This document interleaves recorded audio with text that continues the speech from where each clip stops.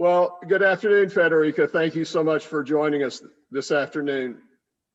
We are very, very excited to taste your wines and talk to you about your winery and the wines that you make. Thank you very much. I'm really happy to be there. Unfortunately, not on present, but at least with my mind and with my soul, for sure, and with my wines. Well, I saw on the website that you like to ski. Yes. I assume that's snow skiing, not water skiing. And do you ski jump? Because we have an amazing ski jump here. No, I never tried. I'm not really on the jump. I'm much more on the skiing, but you never know. To ski, I can even try to jump. So well, maybe when the world, come there skiing. When the world returns to normal and we can all travel again, you are certainly invited to Minnesota, to Minneapolis, St. Paul, to have another one of these events in person. And come in the winter, you can do a lot of skiing here. I mean, there are a lot of people cross-country skiing everywhere, every day in the winter, and there's no lack of snow. That's for sure. So the first, tell us about your name, because I am confused about whether you are Federica Mascheroni Stianti or you are Federica Stianti Mascheroni, and the more I tried to figure it out, the more confused I got. I totally agree with you. Even Italians are sometimes confused on my surname. But actually, we can say it's love behind all of this, because my surname was supposed to be only the surname of my father, so Mascheroni. And Stianti is the surname of my mother, so she's Giovannella Stianti. But at the moment that in Italy you get married, usually you take only the surname of the father and not the one of the mother. But the family of my mother didn't have Zeppelin that could bring out the name and keep in the history of the Stianti family. And so my father decided to give to me, but obviously to my brother, that is much more important in this case, the surname of my mother. So he can give to his kids Mascheroni Stianti. So the two surnames, the two families, my father and my mother in the surname, and so to the kids and to the future generation. So this is the reason. So if you talk with my mother, she's Stianti Mascheroni. With me is Mascheroni Stianti. I think I'm just as confused as I was 5 minutes ago. You know, we talked to Gaia a few months ago, and she told us that when her father went to register her name, they told him he couldn't call her Gaia because she had to be named for her the saint of the day that she was born, and Gaia's not a Catholic saint, so he couldn't name her Gaia. And that, I mean, imagine, it's not that long ago, and it, you know, so hidebound traditional. I should mention, everyone, we're going to taste the Chianti Classico first. So everybody watching this, I hope you'll pour yourselves a glass of the beautiful Chianti Classico. There you go. There you go. So tell us about Castello Volpaia and Prelius and your position in this amazing winery. As you understand, there is a family behind, in the front, in the back, inside the glass. So you have the family all over, for sure. And so it's a family business, we can call, but it's a family passion too. So Volpaia started with my grandfather that purchased actually much more for fun, for wine, but basically also for hunting, for a different philosophy. But then he gave it as a wedding present to my mother when she got married with my father. And she got this wonderful present, but at the same time a job. So actually my grandmother was a different historical moment, was quite upset that she said, you are giving a job to your daughter. She doesn't have to work, she has to take care of the kids.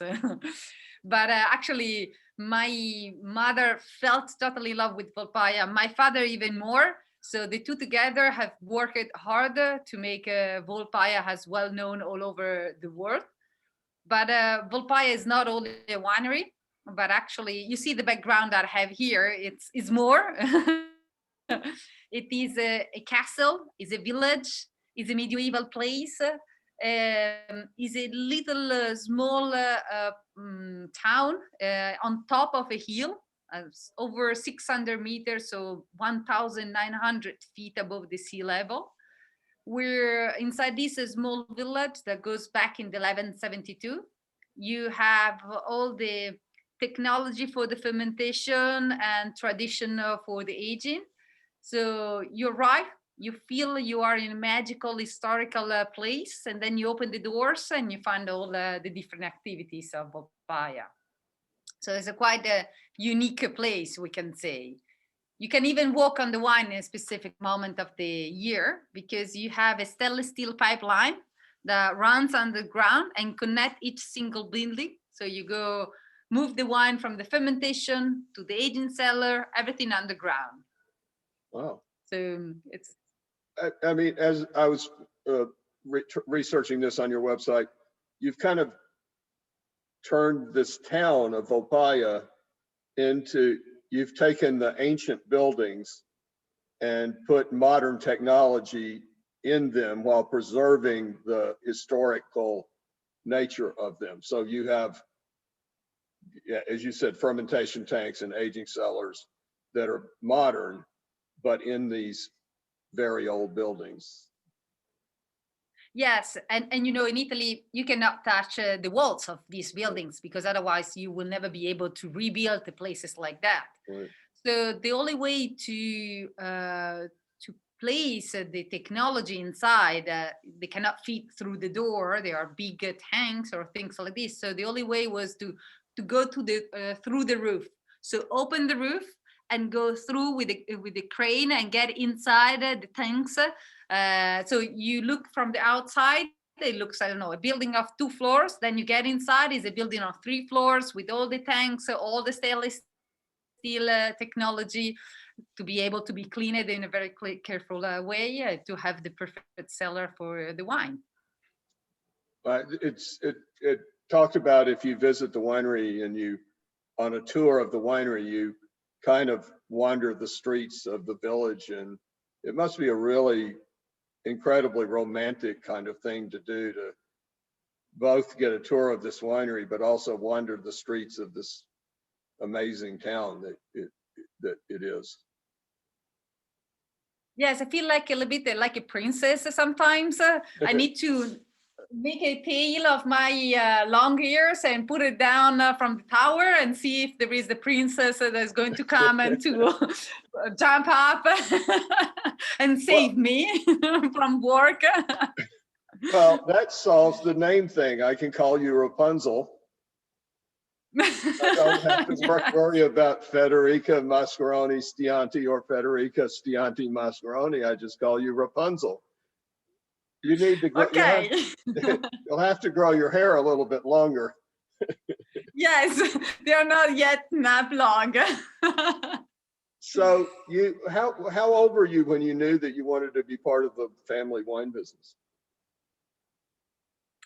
But if you ever have the opportunity to meet my mother, you will understand that I didn't decide immediately, because I said, no, I don't want to work with my mother. Because she has a wonderful personality, a fantastic spirit, and I was very shy. So I said, I think she can go further like this by herself. So at the beginning, I decided to do a totally different study, looks like, because I was restoring paintings. But I think wine and art are really connected. So at the beginning, I was restoring paintings, and now I'm working with wine. So not so far away, I think. But now it's more than more than 10 years for sure. Yes, even 20, because at the beginning I keep the two works together, and then I decided to quit all the other jobs and totally focus on the wine. So it's more than 10 years now. So your mother, but luckily, your mother is in charge still? Yes. Sounds like she's So you very can in hear charge. us from far away, usually. When we talk, we talk as always as loud Italian woman. So we don't really have a quiet volume of the voice, and we speak quite loudly, and you can hear us. Yes. And No, you use luckily she works with us. Otherwise, if she will ever quit the job, I think we have to hire 4 or 5 people to make a balance with one person. Without her, 5 people. Wow. Well, do you have children? Do you have 4 children? No, but my brother has 3 wonderful kids, so the 3 of them are on the way. Is your brother involved in the winery? Yes, also him. Yes, all the family, all together. And your responsibility So, is what? drinking. No, sorry. I like it. That's good. That's my job. That's also my job. I love what I do.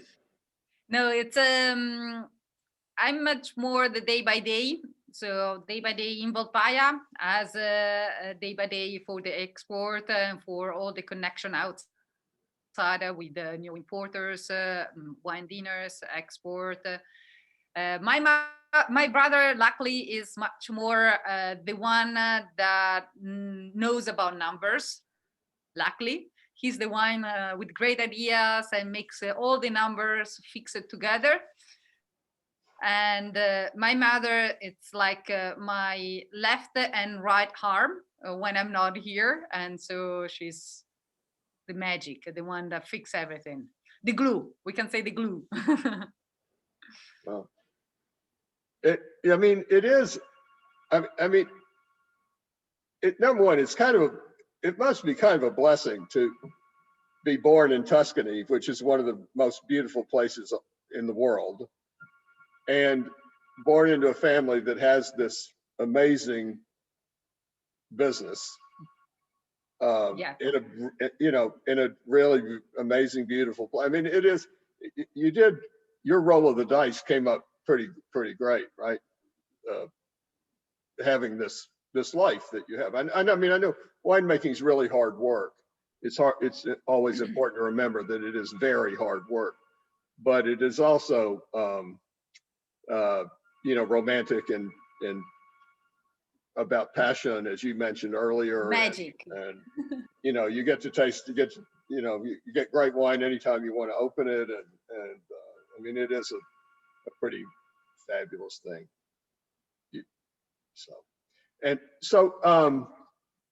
When I've been, you can tell I'm not 25 years old probably, and I've been doing this a while. Mm-hmm. When I first started as a professional person in the wine business, which I'm not going to tell you how long ago that was because you wouldn't believe me. Female winemakers, female winery owners were a very rare thing. There was Corinne Mensalopoulos at Chateau Margaux and Philippe Rothschild at Mouton, and Claude Laflave at Domaine Laflave.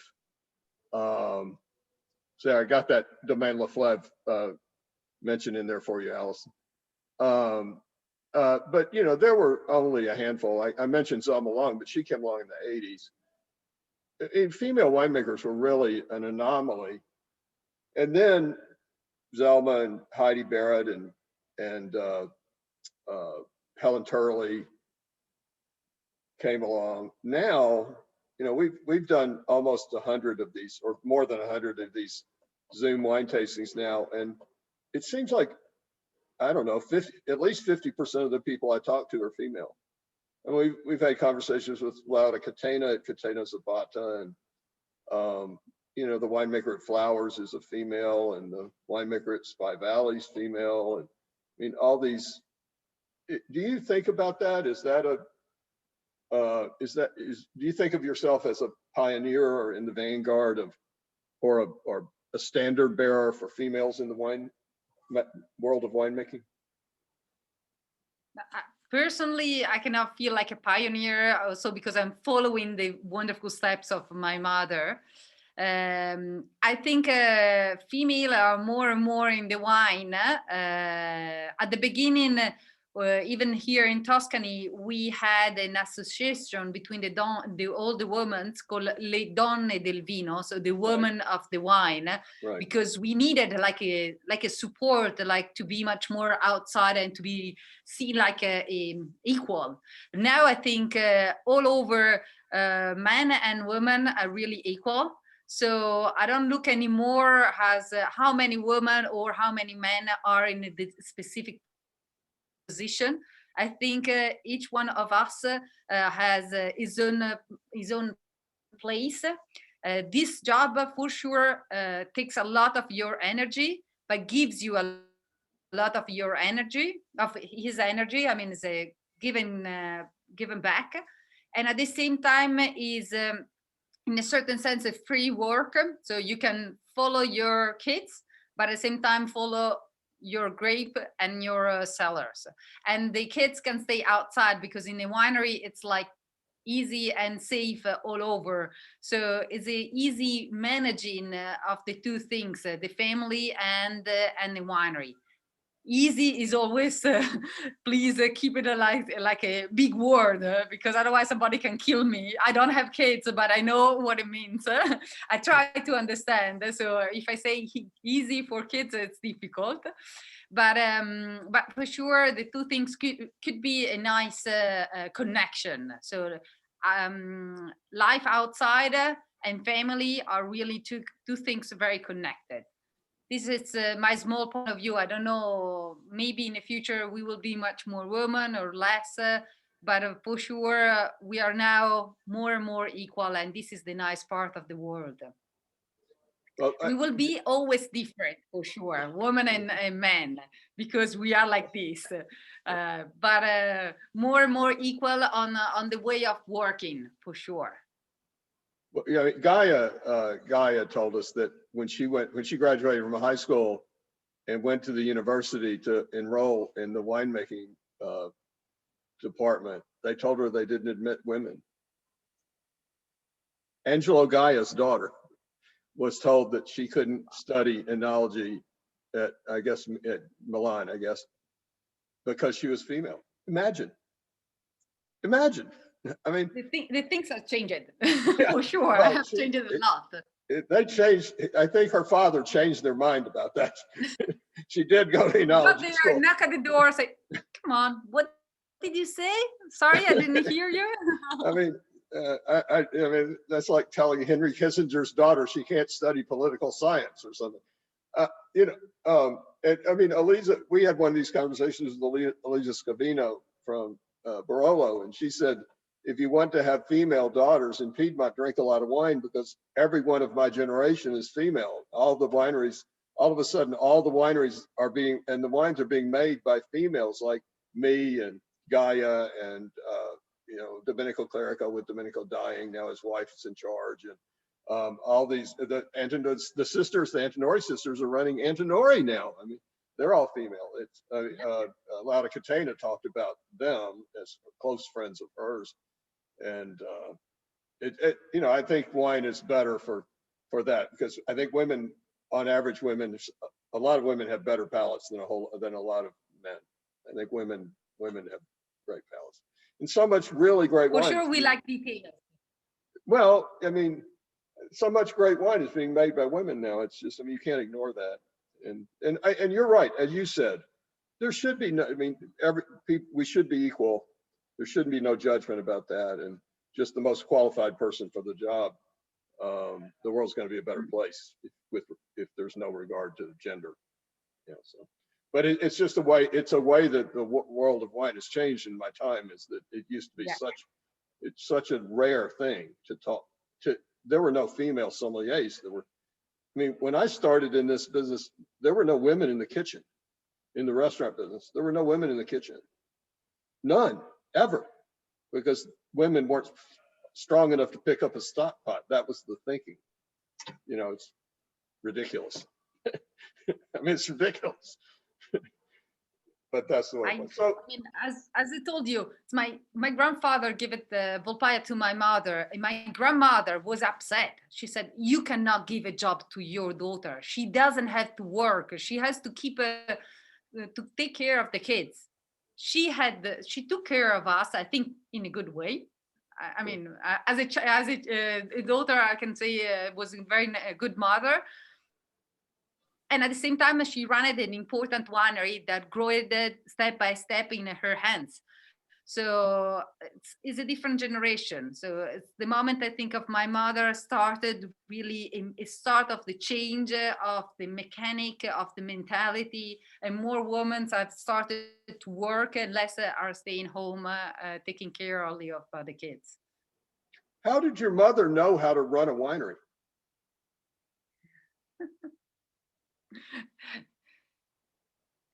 It's working. I think is the as always is the best school is the road as always. So walking up and down, selling wine, making wine, drinking wine every day, and this made her the big difference. And so I think that was the way for her to learn how to manage a winery day by day. Were there people? Were people in Chianti helpful? Did she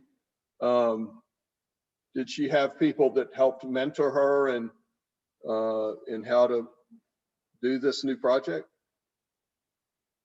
Or did she just figure it out on her own? I don't know how much she shared outside. For sure, my father was a person with a very bright mind and very wide and with a lot of love for the countryside and everything. So between the two of them, for sure, has been a lot of exchange. And at the same time, my father was since always almost part of the Consorzio del Chianti Classico. So the how do you say in English? The consiglio, the place where like the elected people from all the winery of the Chianti Classico stay together and make the decision for the Chianti Classico. And now is my brother inside this border, like place. So for sure, in this occasion, you have the opportunity to share your idea with a lot of people and to grow and to make decision. So walk in the street and at the same time talking with other producer every time, this helps for sure your decision and your mentality and your making of the wine, but also wine decision. When everybody started to say the Chianti Classico has to change, the Sangiovese has to be the future, so starting to come out with wine that was out from the DOCG of the Chianti Classico, and now the Chianti Classico is based on Sangiovese because of this. So all of these are step by step connected that make the big difference now in the wines. Well, please talk to us about the 2018 Chianti Classico. Yes, it's this wine, for example, have changed in the time for sure.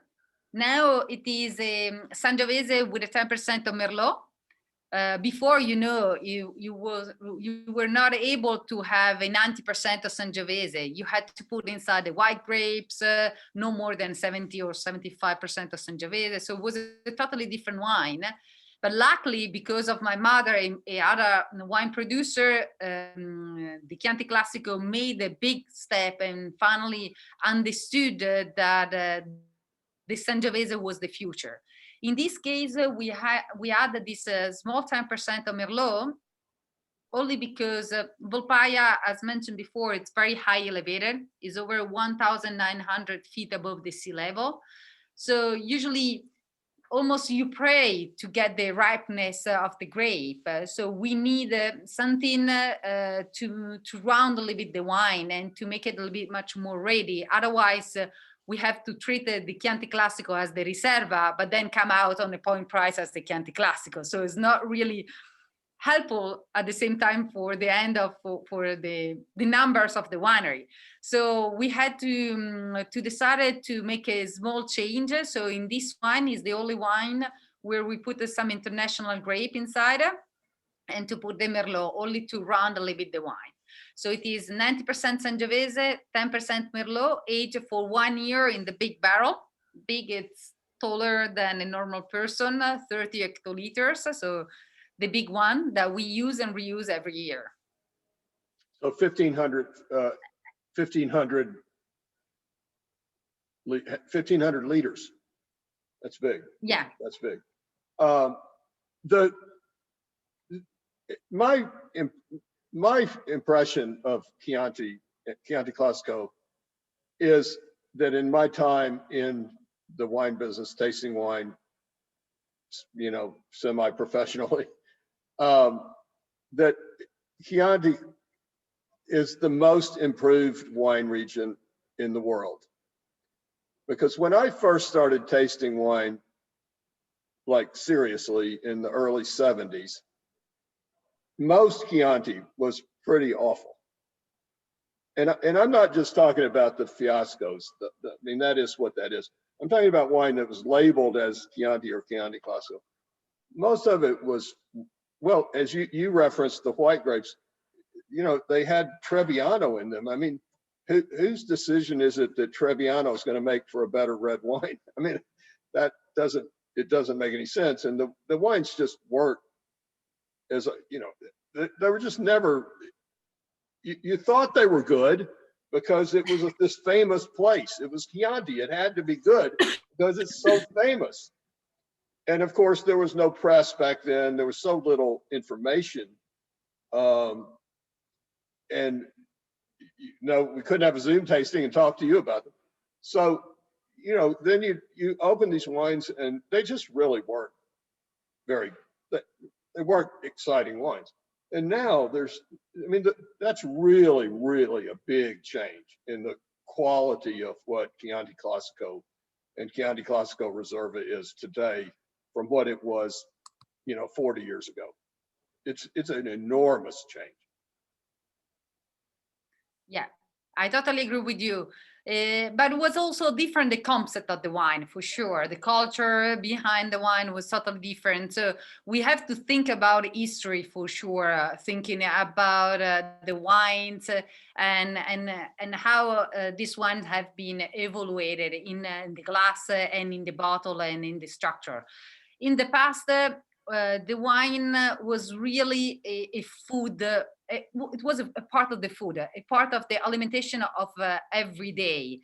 So you were seeing worker, so people that were making tough work outside with a big panino, a big sandwich with 2 big slices of bread, some tomato or like a ham, a slice of ham inside, and a glass of wine in his hand. Because was really an energy drink. It was not alcohol, was not about getting drunk, was an energetic drink. I mean, you were offering really wine to a worker that was coming to your house. Now you offer a coffee because it's an urgent drink. But at that time it was a glass of wine. Do you want a glass of wine? It was normal. And it was nothing about alcohol or the point of view that we have now about the wine. And the wine was supposed to be very light. And so the white grapes were making much more light the wine. And at the same time, the weather was different. We have to remember that really at that time, I think we were ending our picking season at the end of October, almost in November. Now it's much more like middle of October, end of September. So it's the changing of the weather has been really put a big footprint inside also of the structure of the grape, for sure. And then obviously the technology and the philosophy and the way of winemaking. I mean, we had one of these conversations with Christoph Hopler from Austria. He makes excellent Riesling and Grüner Veltliner. And when he first took over as the winemaker at his family's estate, they harvested the grapes in October, and now they harvest them in August. And they're riper in August. They have higher sugar concentration in August than they used to than they did 30 years ago in October. That we talked to a winemaker from Beaujolais who, when he started, again, about 30 years ago, when he started as the winemaker at this important estate, the wines were 9 to 11% alcohol, and his 2020s are going to be 15% alcohol. If he vinifies them dry, they're going to be 15%. Beaujolais, 15% alcohol. Imagine that, that's a 50% change in 30 years, which is Christian Moreau from Chablis. He sold off the 2018 Les Clos Grand Cru Chablis. I mean, that's expensive wine, right? Grand Cru Chablis, that's not cheap. He sold the juice off for ethyl alcohol because if he'd vinified those grapes dry, they would have been 15% alcohol, and he didn't want to have his name on a label of a Grand Cru Chablis that was 15% alcohol. So he sold it off for ethyl alcohol. Grand Cru Chablis. So, I mean, it's just, the world is, but also to your point, those wines back then, the Chiantis, they were lower in alcohol. So you could have a glass of wine with that sandwich, and it was energizing because it was, 11 or 12% alcohol, not 14.5% alcohol, and that's a big difference. I totally agree with you. Sometimes people says, "Oh, why so high in alcohol? What did you do?" I didn't do. It's like there is the sun, there is the grape, there is the ripeness.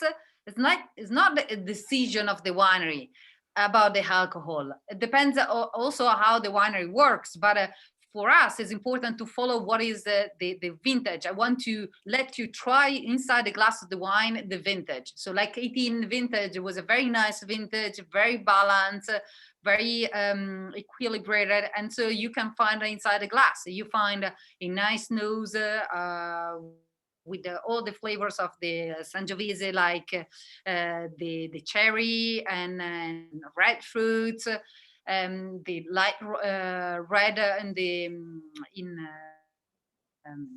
ruby and red in the color, and this because we want to keep the Sangiovese how it is, and this is the reason why we are organic since a long time. It's really because it's the fruit what it is important, and to work in, if I can say, in a certain sense, as less as possible in the cellar. It's like, it's a good tomato, make the chef work a little bit less than a bad tomato. Bad tomato, you have to put a lot of stuff on top. You will never reach the same level as a good tomato when you cook with a drop of oil, a few pinch of salt, and that's it. So it is the same for the wine. As healthy as the fruit, as better it will be the result. But we have to read the fruit and the season. One common theme that has come up in these conversations is that only mistakes are made in the cellar. Everything good that happens in the vineyard. And then when the grapes get to the cellar, if you just stay out of the way and let Mother Nature make the wine, or God make the wine, or the grapes make the wine, or whatever you want to define that, the wine ends up being better. Yes, you only make mistakes when you try to intervene in the natural process of converting grapes into wine. Yes, it's what I say, but not everybody in the cellar agree with me, but it's okay. Well, a lot of people, we've had that is a common thread in these conversations with important winemakers. I mean, like you and, Marco Del Forno and Lisa Scavino and Gaia and Laura Catena and, Domaine Tompier and, I mean, Christian Moreau, and this common thread that if I just stay out of the way, fewer mistakes get made, because only mistakes are made in the wine cellar. And that's not that, I'm not going in the direction of like natural wine. That's a totally different thing. But yeah, non-interventionist winemaking, I think, is a common thread in really excellent wines. Right. Thank you. No, it's a hard work anyhow. Like now we had 3 weeks of almost summer, so fantastic weather, almost too hot. And now it's 2 days that we went below zero. Below zero is below 32 Fahrenheit. Yeah, right. Wow. And so we, all over Italy, we had a lot of frost. So we are like praying for have as less as possible damage.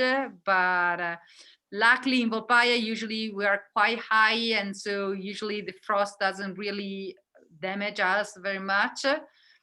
But for other neighbors, other friends, it'll be much more lower in the valley, in the hills. I'm really crossing the finger for them because this season started in a very difficult way, for sure. Marco Del Forno from Del Forno Romano. There's this, I don't know if you ever, there's this great documentary on Netflix called A Year in Burgundy. And it's basically follows 4 Burgundian domains through the course of the year. But mostly it's just the owners or the winemakers staring at the sky, hoping the wrong thing doesn't happen at the wrong time.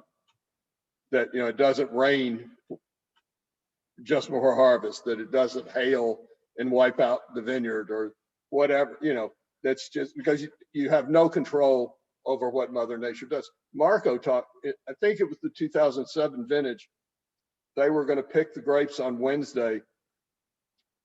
And on Tuesday, there was a hailstorm and it wiped out 97% of their crop. 97% of their crop.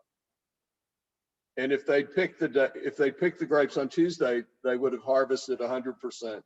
But because they planned to pick on Wednesday, they lost almost everything. Imagine. And so then you have not only, the effect on your heart. He talked about the effect, not only the financial impact of that you have no income for a year, but the impact on your heart that you've invested a year in these grapes that you're hoping to make something very special from, and then it's just wiped out in 15 minutes. 97% of their harvest was destroyed. I can't imagine that, And especially ale really are unpredictable. It's like you never find a forecast for that one. You know about a big storm, but you never know how it will be. And if the ale is something really unpredictable, and like one vineyard could be perfect, and the one next to, like 1 meter after, totally destroyed. And you never know. It's like you look at the sky and you say, pray. You cannot do anything else than that one. And really, it's so destroying yourself because you have worked to get that one. And as you said, Marco, 1 day before, and I could have all my production in the cellar, and I waited, or I didn't have the time to pick it on that day, and the day after is everything gone. It's really, really difficult. It's the bad and good part to work with the Mother Nature, and she decided for us. Eben Sadi from South Africa, who makes really, really amazing, some of the most exciting wines ever, anywhere in South Africa, in Swartland. He had 3 years of drought, 16, 17, 18, such severe drought that the vines were really in trouble. And he said if they'd had a 4th year of drought, he would have lost everything. He would have lost his business. He would have gone under if they'd had 1 more year of drought. And then he made the 19s are the best wines. He's according to all the press, the best wines he's ever made, because the vines were pretty much dormant for the 3 years, producing no fruit. So everything, was concentrated in one vineyard. But it's hard. It's really hard. So, but Mother Nature blessed you in 2018, right? Really terrific vintage. Yes, I really feel more and more, obviously, I'm starting now to try the Riserva here, but there you have only the Chianti Classico for the moment. But I really see the potential of this vintage that looks really exciting. Almost I can compare with the 16 vintage. That was another very exciting and amazing, elegant vintage. So I can say you have the nose of these wines are coming out much more even strongly and powerful. So I'm really looking for the longer aged wines that I'm sure will be rated in a good way for everybody. I mean, the 18 vintage. The Merlot is only 10%, but it's really noticeable. Yeah. There's a character in the wine that is, I think, entirely a result of the Merlot, which is a roundness and richness on the palate, that a softness on the palate that you don't really get from Sangiovese. It really makes it's only 10%, but it makes a huge difference in the wine. I think it's really a soft and caressing texture on your palate, which has to come from This the Merlot. softness, I think, is also a help of the 18 vintage, but for sure it is also about the Merlot. But also the 18 vintage, it's really, you will try more and more wines now that are coming out more and more of 18s. I'm sure you will appreciate very much this vintage, and you will see a big step over, like something different compared to the normal vintage of the same winery. Then specifically Volpaia has really a very sandy and stony soil. So usually the vines suffer quite a lot, but actually the 18 is coming after a 17 vintage, where when you were talking about your South African friend, we can say the 17 was so dry that I can think of South Africa hot and dry season was so cool. So it was not so far away from our 17 vintage. So the vines are quite stressful. And so after with 18, they got like release and finally the good water to give them best expression to the grape. Well, since you mentioned this 17 vintage, tell us about the Chianti Classico Reserve, the 2017 Chianti Classico Reserva. Yes, from what I know is a very challenging vintage because of heat. Really hot. But it's again, this 17 is a hot vintage. Then I will let you put your nose inside and tell me what is inside really of this wine. But what I like of this 17, it's like I don't feel too much the hot vintage. I don't feel the overripe of the fruits. I feel the ripeness, but not the overripe. Sometimes when you have hot vintage, more than a blueberry, blackberry, you feel like a marmalade of these fruits. In this case, you still have the fruits.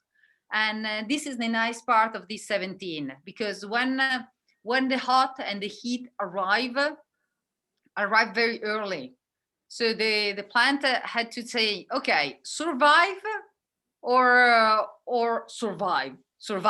So drop down as much as possible flowers. So unfortunately, we lost a lot of the production, 25-30% of the production. But at least the plant was able to concentrate only on a bunch of grape instead of more than one. And so this helped to have a full ripeness of the grape, not really big berry. We never have really big, but in this occasion was quite smaller, but was totally ripe, was not overripe, was not raising grape. And this is what I think you can find in this 17, because you still have a nice acidity that sometimes it goes down when you have a hot vintage. And in this case, I still feel a very nice acidity inside.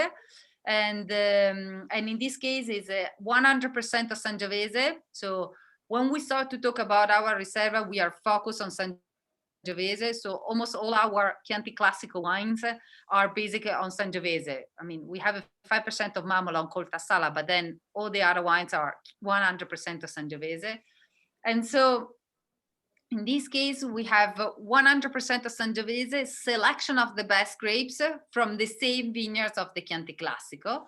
and it's aged for 2 years, so 24 months of aging in the same big cask barrel of the Chianti Classico.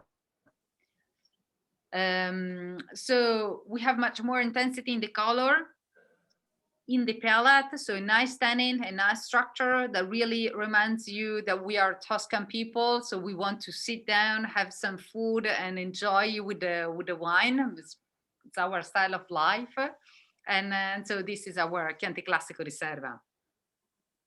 Well, there's absolutely no characteristic of overripe grapes, or I mean, maybe there's some intensity that comes from a warm climate, a warm vintage, because it is masculine, for want of a better word. Yeah. Yeah, yeah, it's that. But you did that at the beginning. It's a broad-shouldered, manly wine, which maybe that comes from the warm vintage, atypically warm vintage. That it's a more full-bodied, darker, more masculine wine than you might expect otherwise. And at the same time, usually when you talk about a hot vintage, you say also, I don't do, like, I don't know, the single vineyards. And I did it because I thought that even the single vineyards could have a really nice, I mean, smaller production, but could have a nice balance inside the glass, and it has a nice potential of the aging, because you still have inside this glass the nice acidity of the Chianti Classico that reminds you that this wine could have a long life in the bottle, and so can be aged easily and can be drinking in a second time, in a second moment of his life. What effect does the altitude of the vineyards have? I know that Volpaia is one of the highest areas in Chianti, elevation-wise. What effect does that have on the wines?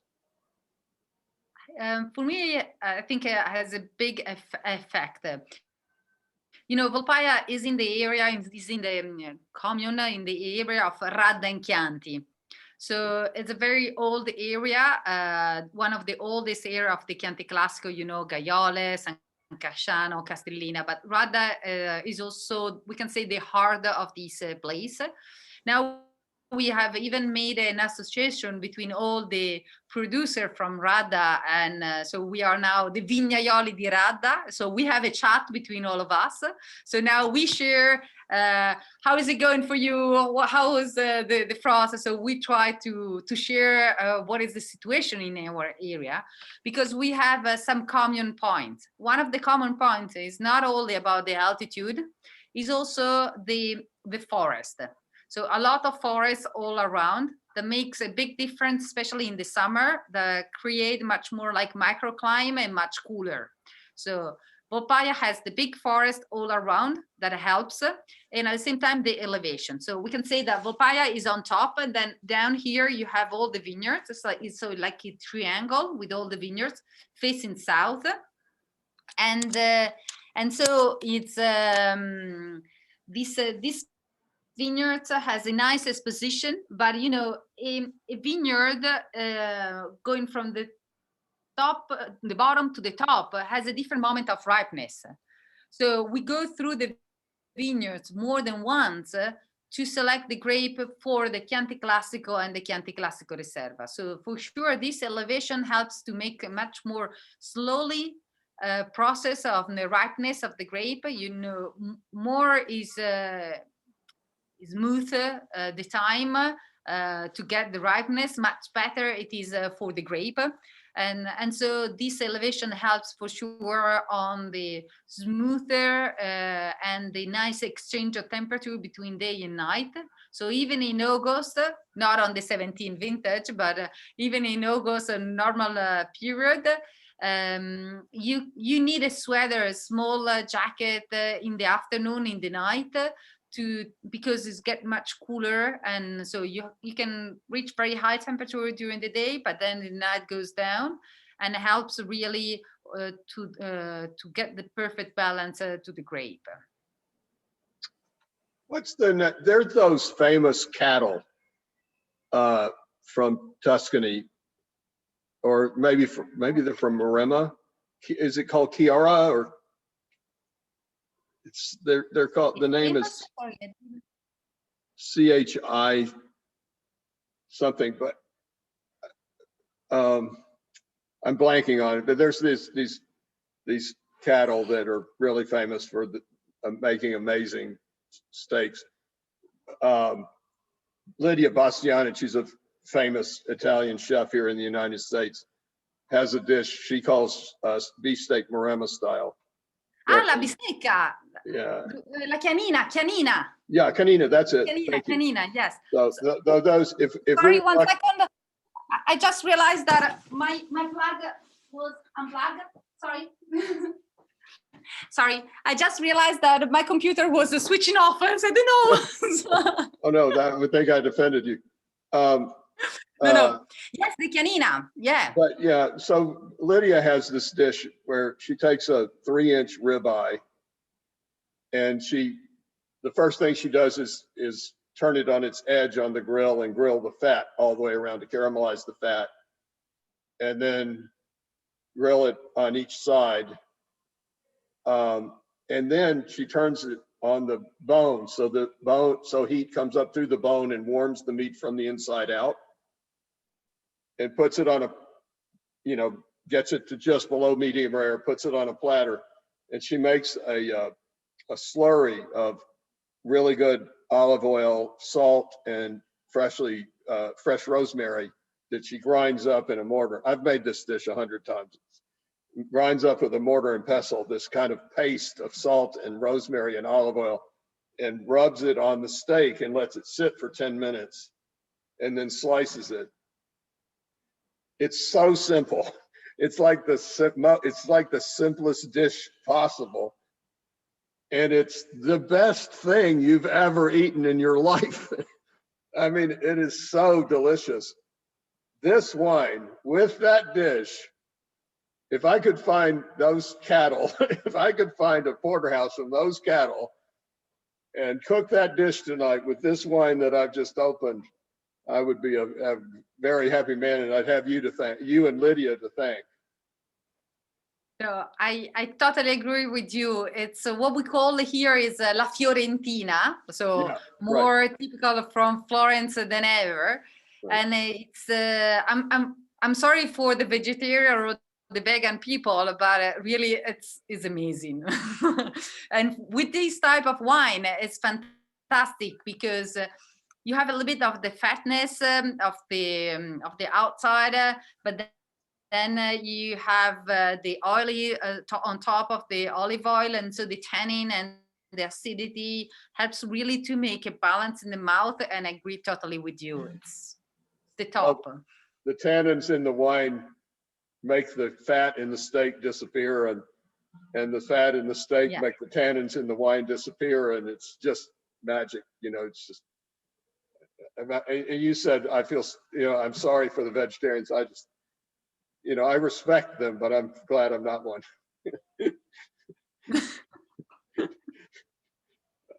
So yes, I'm sorry also for them because they miss something, some fantastic flavors. Talk about the decision to be organic. This decision started a long time ago, really long time ago, because we write on the label since recently, not really a long time. It's I think the first vintage was 2010 or 2011 or something like this, that we write on the label. But we are organic certified since the 2003-2004. This it is because we decided to look at the future and to look to the healthiness of the world, to look what our kids, my nephew, my nieces will get in the future, more than the quantity or the beauty of the fruits, because the beauty of the fruits doesn't mean that they are going to be good. So maybe now we have less quantity of product for sure, but it's the way that we grow the soil and we respect the soil as much as possible, that I think will have a sense more and more in the future.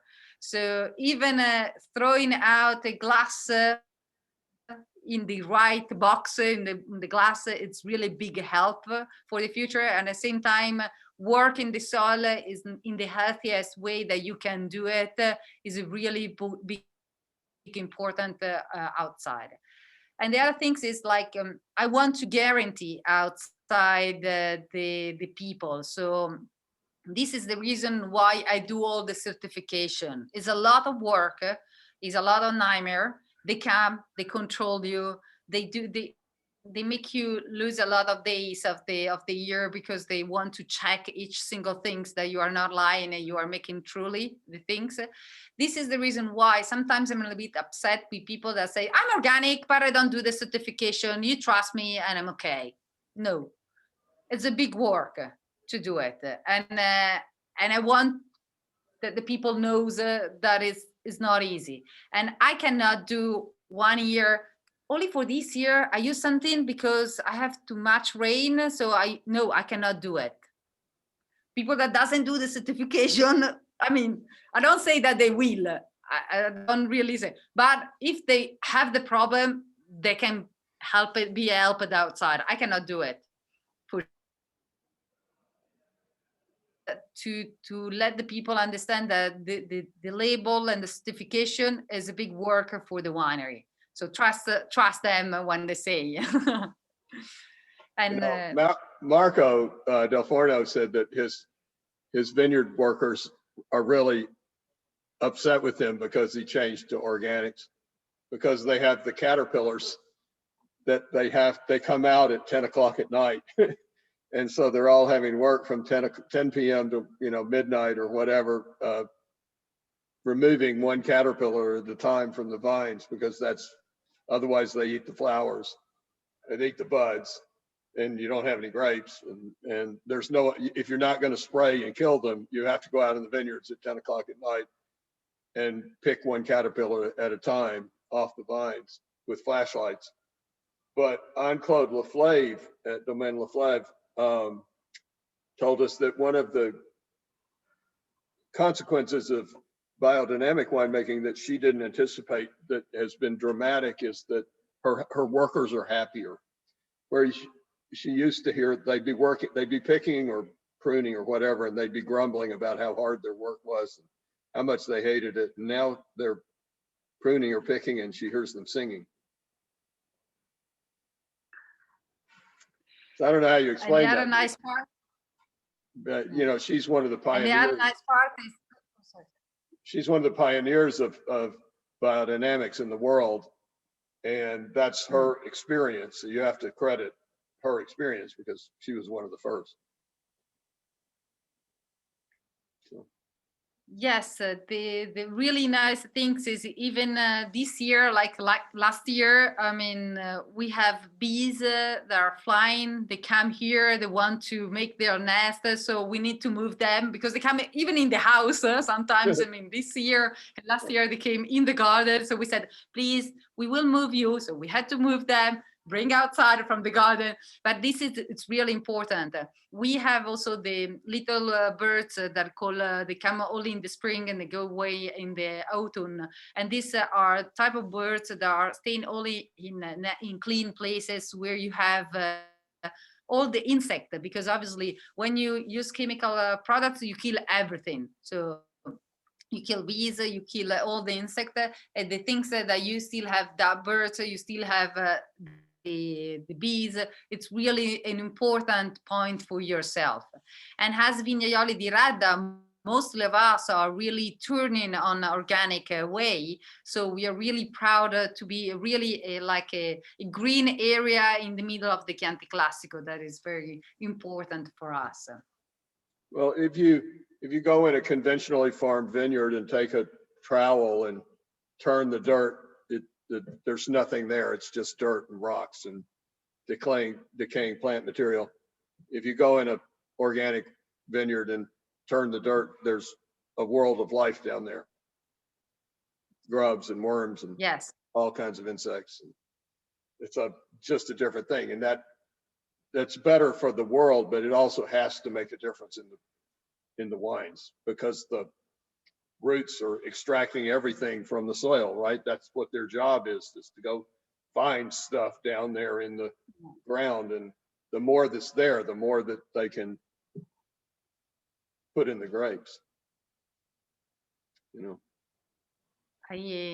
For sure, it's more softly you treat the soil, more gently, much more balanced you make it, much better will be the result at the end. More you squeeze and you squeeze something at the end, you cannot squeeze nothing else, and so you cannot get anything else from the soil, from your vines. So yes, for sure, it's very important to create a balance, and at the end you will have the right result in your grape. Well, talk to us about Prelius. Yes, so Prelius, my father has tried to follow the steps of my grandfather. So we actually found this wonderful property. We look at all over Italy, but at the end we decided to choose Maremma area, where we found this fantastic property 2 hours by car from Volpaia, but with a totally different microclimate. And so this helped us incredibly to have a very different product at the end in the winery, in the glass. So we have this vineyard that, in Italy, when you get closer to the sea, you get warmer climate. It's totally different than the ocean. So it's like this winery, it's a few kilometers, a few miles from the seaside. In the back, you have the hills of Tirli. So you have a nice breeze that goes through the vines. This is important because it's organic growing also there. And so the humidity, it's not really easy. And so this breath pull out the humidity from the vines. And so there we have decided to make different type of wines and follow what is the soil and the microclimate there. And so we decided to make a white wine, the Vermentino, classic grape that needs to breathe the air and the salinity, and the Cabernet Sauvignon that we have tonight. So this wine, at the moment that you put in the glass, you realize immediately that it is a very different type of wine compared to the Sangiovese of the Chianti Classico. Not only because of the difference of the grape, but you feel really the soil and the power of this land. Maremma is a land where we have a worker. He's Simone that works for us since more than 30 years. And he comes from Maremma. He's keep telling us Maremma is fantastic. Maremma is bigger. Maremma, it's the apple is like this. Here is like this. Everything is huge. And we always making joke of him, thinking that he was exaggerating. He's right. Maremma is different. It's bigger. It's much more powerful, and you can definitely find it in the glass of the wine of the Cabernet that you have now. But I would like also to tell you why we have this blue spot on the label. It is because before, in the front of the winery, it was a very huge lake. This lake was called Prelius, as the name of the wine. So Prelius was the ancient lake during the Roman period. This lake, because of the sand of the rivers, has been filled and drained in a second moment. And so this is the idea of the lake that became smaller and smaller. And so the vines look in the front of them as the lost lake, and then they have the sea. And this is the reason why we have this blue spot on the label. And we decided the Cabernet Sauvignon, following also the example of the French, where the Cabernet Sauvignon is a type of grapes that really is able to survive and to get the best expression in each type of soil, even in the front of the seaside. And so this is the best grape that we found that could give the best expression of the soil of Maremma. So when you put the wine in the glass, if you look, you don't have anymore the roomy color, but you have the intensity and the purple. When you put in the mouth, you get like a little bit the softness, but then it's a different type of Cabernet Sauvignon compared to the one that you can find, I don't know, in South Africa or like in California. You have much more the earthiness, like a very touch of Italian style, especially in the mouth, that reminds you that we make wines to be drinking also with like a piece of cheese or a piece of ham next to us. And so this is a quite new project. It's since the 2010, and it should be mine, but as always, it's a family business, so everybody owns everything. Or nothing, I don't know. Well, on your website, it says it's your project. Yeah, on the paper. So I've had tastings with Angelo, Giovanni, and Gaia. Angelo and Giovanni in person and Gaia on Zoom. And all three of them talked about when they started their Maremma property that, you know, it was Sangiovese, and Angelo really thought he'd made a mistake because the wines just weren't the wine wasn't very good. And no matter, he just couldn't, and what am I going to do? I don't want to put my name on the label of a wine that I'm not proud of. And he realized that not all of Tuscany is perfect for Sangiovese, and that there's parts of Tuscany, you know, in some places the soil is clay. So, well, that's more like the right bank of Bordeaux. So that's Merlot and Cabernet Franc, right? And in some places the soil is, you know, limestone. Well, that's not, you know, so he planted Bordeaux varietals in Maremma and Bulgari to take advantage rather than combating the terroir, to take advantage of the terroir rather than trying to fight with the terroir. And the result is, you know, dramatically better wines made in the same place. So, I mean, how did you arrive at Cabernet Sauvignon? I mean, out of all the, when you started the project, was Cabernet planted there, or did you plant the Cabernet? The Cabernet was there. Was also Sangiovese, Saint-Merlot, Syrah, Cabernet Franc, small property, but with different varietal. And at the end, we decided that, especially thinking about 100%, we preferred for sure to go with the Cabernet Sauvignon. So we think really it's the grape that makes a big and nice expression of this type of soil. As Gaia said, more or less we have thought the same, following what French has took and explained it us in the past, that we have to follow also the soil and the landscape and the land, and what we know very well. The Sangiovese, it's really a sensible type of grape. So if you try a Sangiovese from Emilia Romagna, if you try a Sangiovese from Chianti Classico or from Brunello, there are totally different Sangiovese, not only on the winemaking, but really because it's a type of grapes that really feel the soil and the climate.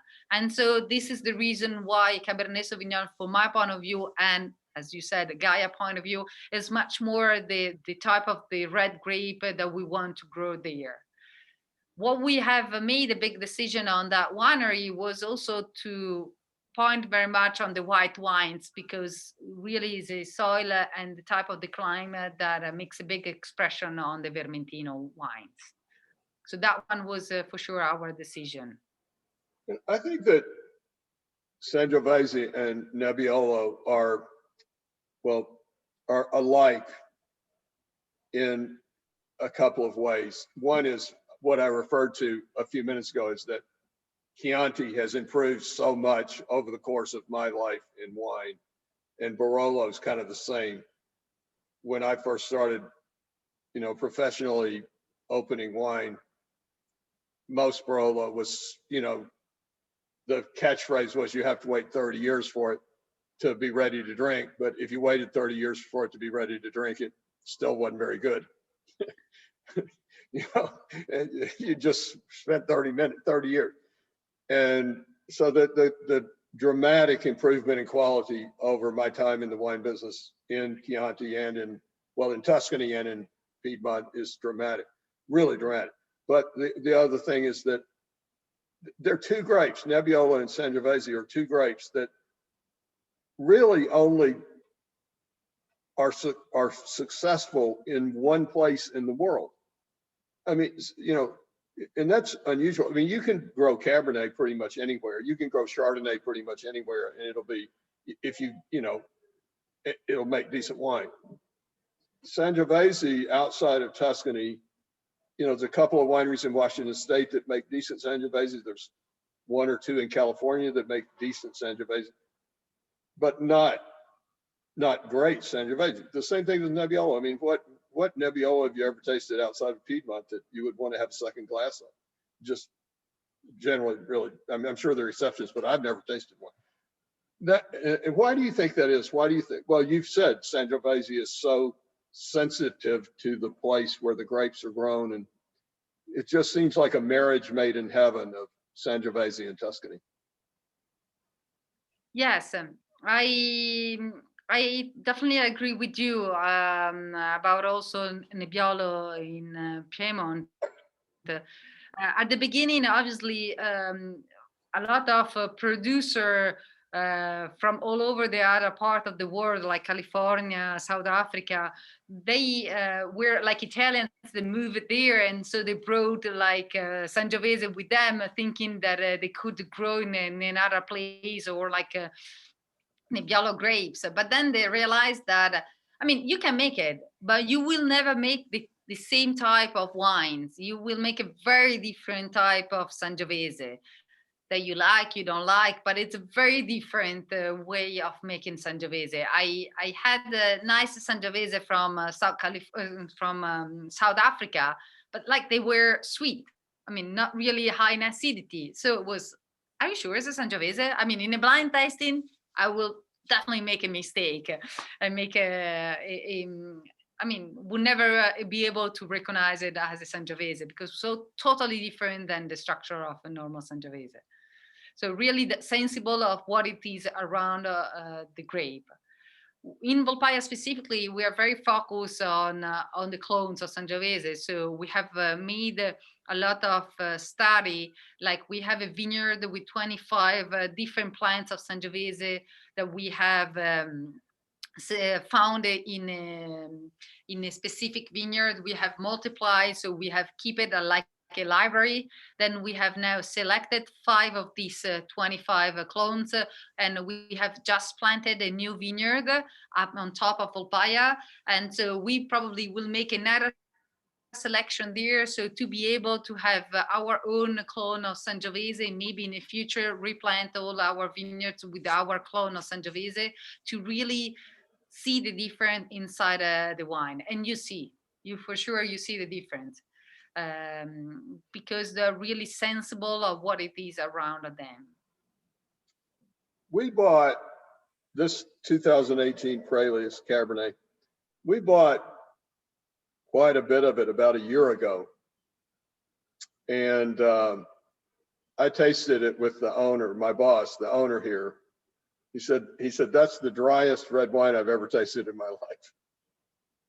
And he said, do you think people will like this wine? And I said, well,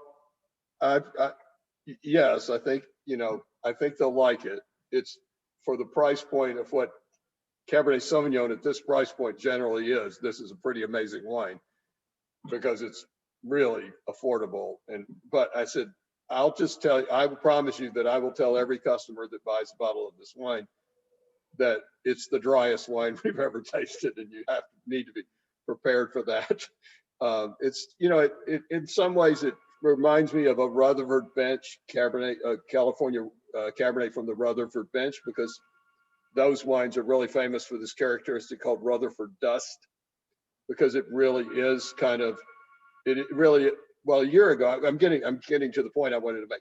A year ago, it was so dry. So what I think he meant by dry was tannic.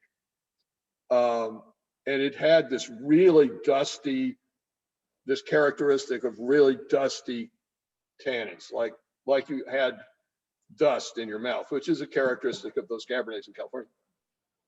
A year later, I mean, it just shows how wine can evolve. I mean, it is a dry wine, but there's the sweetness on the mid palate that is totally different from what it was a year ago, and it's just absolutely fantastic. I mean, it's a fantastic wine.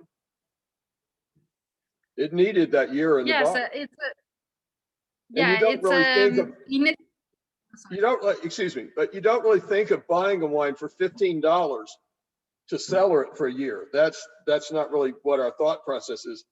You know, you buy a $15 red wine to take home and drink with pizza. You know, this wine needed this year in the bottle. It's a different wine. It's a different wine and fantastic now. Yes, it's what I was, sorry that I was talking on top of you. It's like, what is this wine? I mean, it was made to be drinked fastly, but more I keep, you know, is anyhow, and is a new vintage, is a new winery. It's since a little bit earlier than 2010 that we 2007 that we have the winery. So we don't have a long story. But more I try this wine with a couple of years of aging on top, more I really appreciate this wine, and has really a long life in the bottle, and so I wish I could keep it a bit longer, but at the same time, it's like, is the market asking too much wine? But for sure now, actually, we are coming out with a new project from the 2015 vintage. We have a new wine, Prile, where we have decided to age longer this Cabernet, and we blend it with other grapes, but really because these grapes has nice potential of the aging, for sure. I'm going to take a bottle of this home with me tonight and put it in my wine cellar with a little tag on it to taste in April 2022. I think it would be really interesting to see how this $15 Cabernet at 4 years old might be. I think it might be something pretty special, and yeah. And you know, dwarf some $75 Napa Valley Cabernets or $500 Napa Valley Cabernets. I mean, or $1,500 Napa Valley Cabernets. You know, it's honestly, it's fantastic. It's just fantastic.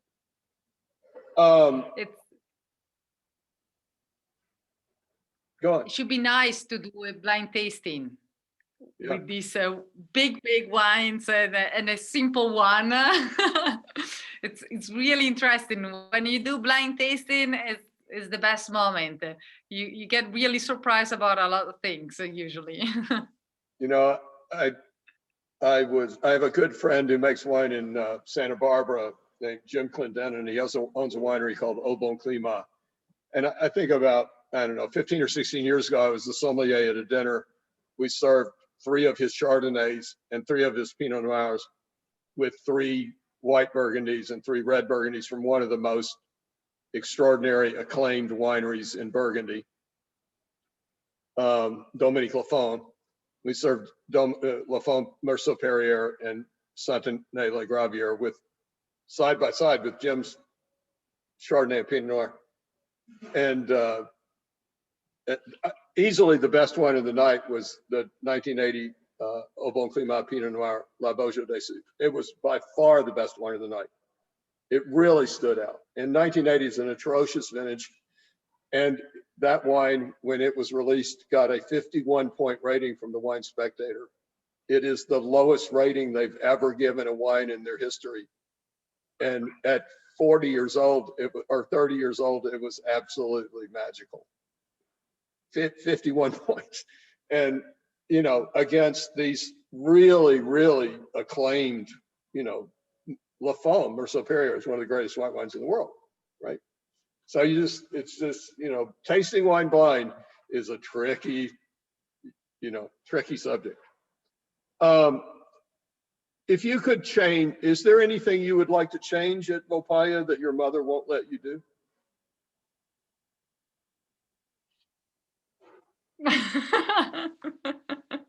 This is a really tricky question. Well, that's why I asked. Very difficult one.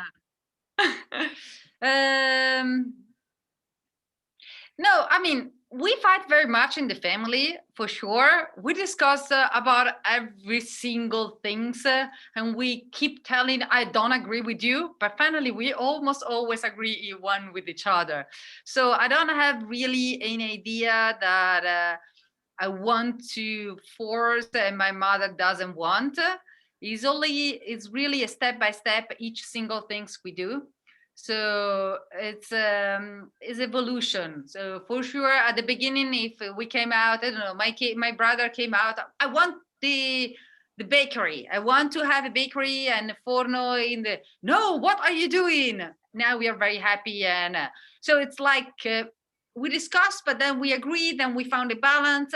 It's in step by step. So I don't have in this moment something that I want to tell to my mother and I didn't tell her yet, but don't worry.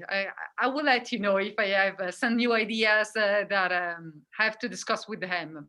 How is your brother's bread? Perfect. We do bread and ice cream, so a good, totally different balance of the two things. Bread and ice cream? Yes. Wow. I had a conversation years and years ago with a famous French baker, Francois Poilin, who it was really fascinating because bread and wine are kind of the same thing. They're fermented products that are terroir driven, you know, because where you let the dough rise dramatically impacts what the bread ends up being, and where you grow the grapes dramatically. It was a really fascinating conversation. It was supposed to be about wine. I don't think we ever mentioned wine in 2 hours. We talked entirely about bread. It was fantastic. So this has been amazing. I told Allison before we started, before you came on, that I felt totally unprepared for this, that I was really nervous because, you know, I'm pretty knowledgeable about wine. I'm pretty knowledgeable about Tuscany. I'm pretty knowledgeable about Chianti. I'm pretty knowledgeable about Volpaia, but I just didn't feel prepared. And on top of that, I'd spent a couple hours, you know, trying to glean everything I possibly could from your website. And I just was really lacking in confidence when we logged on. I wanted it to be, I didn't want you to be disappointed in what happened. And almost entirely my feeling was I didn't want you to be disappointed. But this has been, the point of all that is this has been absolutely fantastic. You've been a delight to talk to, and I love your wines. And thank you very much for your time and for the wonderful wines you and your family make. Makes life better. Honestly, it just makes life better having these wines to enjoy. I do have one last question, if you'll humor me. And I ask this question almost always at the end of these conversations, and that is, I'm not asking you what's the greatest wine you've ever tasted, because that's just bragging. Tell us a really memorable wine experience in your life, please. Oh. I think I think I'm not sure my answer will be what you want to hear, but I think wine has to be shared. So it's not really always about the top wine that you drink. It's also it's very important the people you drink that wine with. Um, so I think it's much more important that point. And often there is the phrase that everybody says it's not important for what you cheers, but with who you cheers, or not with what you cheers. That it's for me it's very important. So a lot of glasses of wine in my life reminds me moments or friends or I don't know. I miss so much the traveling and to meet new people all over the world that makes wonderful wines and to drink their wines together and to share experience together. That it's for sure what I miss and what is the best memory for me about wines. See. I don't have a name that I can say or I want to say. It's really exchange. Yeah. I could not agree with you more. I often say that the common thread between people that make wine and people who love wine is that they're generous, gregarious people. And the reason someone has 1,000 bottles of wine in their wine cellar, or 10,000 bottles of wine in their wine cellar, or 25 bottles of wine in their wine cellar is to share them with friends, people they love.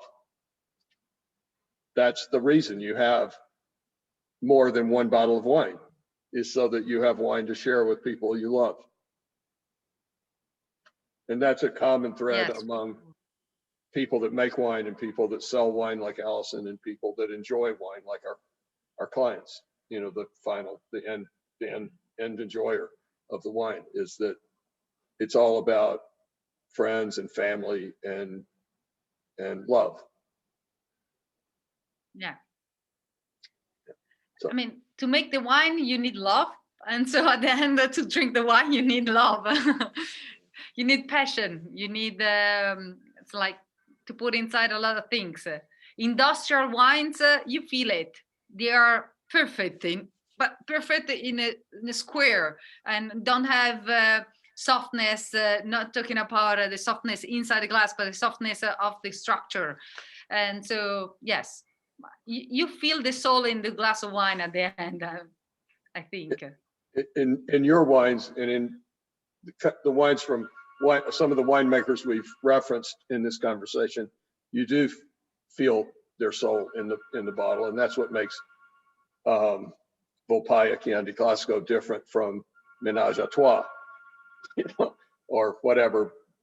That may get me in trouble on some level, but whatever, you know, one of the best answers to that question. One of the best answers to that question we've had was Bruce Nyers, who makes wine in California, excellent wine in California, and is also the national director of sales for Kermit Lynch Wine Merchants for years and years. His answer was a $4 Corsican rosé that he bought at he drank in a park in the Luxembourg Gardens in Paris to celebrate his wife recovering from cancer. So the greatest wine of his life was a $4 Corsican rosé. That's what we all love so much about wine, I think. Yeah, I totally agree with you. Otherwise, we could be drinking alcoholic iced tea or something. It's just, you know, more special. Well, Allison, did I fail to cover something that's really, really important? No, I think we hit all of it. I was kind of jotting a few things down, like, oh, and then we came back to the altitude and the organics and everything. And no, I think it was fantastic. Thank you, Fede. Thank you, Hoyt, obviously. Yeah, no, I think it was great. Well, thank you, Rapunzel, for your time today. I'm good. No, I'm thank calling you very Rapunzel. much for this. You know, I need the, it's my boyfriend that I think he's cutting my hair every day to be sure that I don't get Rapunzel and I cannot throw my tail out. Well, he'd better be sure he's a good enough boyfriend that that guy down at the bottom of the castle who's going to climb up your hair is not a better catch than he is. Well, So really, thank you very much for everything. It was very, very nice talk with you. I really appreciate this moment. You let me feel a little bit less far away from all of this, because it's a totally different style of life in this moment. I don't say that I don't like it. It's only very different than before. Well, next winter, come to Minnesota and have a tasting with us in person and ski. I don't ski because I need to get her back in the market. She was the first person I worked with from a winery when I started at Wilson Daniels. So it's been too long. She just needs to come back. Yeah. Well, thank you both very much. Have a wonderful evening, Fede and Allison. Have a great day. Thank you so much, both of you. All right. Thank you. Grazie mille. Ciao. Thank you Grazie very mille. much. Ciao. Bye bye. Bye. Ciao, ciao, ciao, a presto.